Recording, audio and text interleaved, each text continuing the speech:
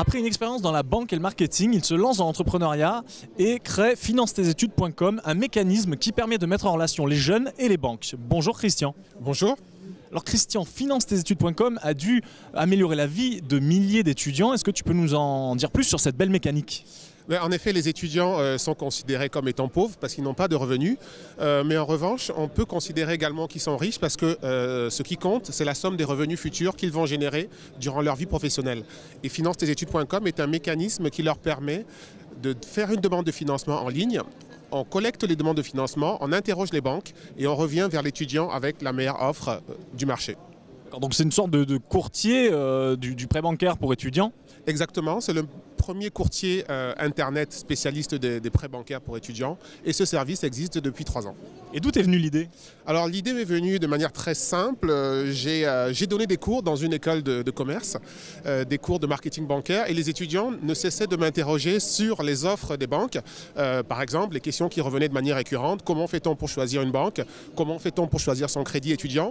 Et je considérais que les banques sont, les étudiants sont une cible prioritaire pour les banques. Alors si les étudiants sont convoités, j'ai pensé qu'il était pertinent de mettre en place un mécanisme de manière à ce qu'ils puissent choisir au mieux les offres des banques. Très pertinent en effet, donc Christian est un pionnier.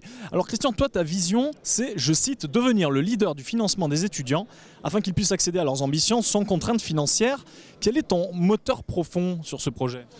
Je pense qu'au-delà d'être une expérience entrepreneuriale, il y a un fort volet social dans ce service. Financer ses études, pour beaucoup d'étudiants, c'est devenu une contrainte et il faut nécessairement un budget pour pouvoir accéder à sa formation et accéder donc à son projet professionnel. Et c'est cela qui me motive au quotidien.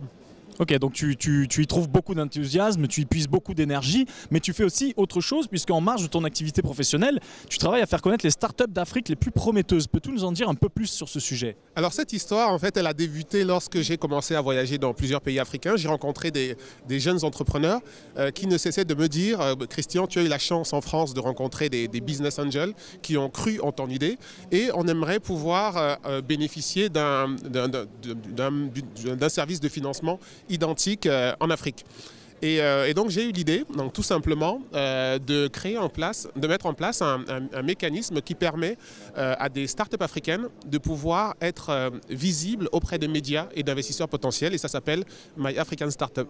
Combien de startups aujourd'hui ? Aujourd'hui, on a un peu plus de 500 startups et l'objectif, c'est d'organiser chaque année un événement où les médias seront invités ainsi que des investisseurs.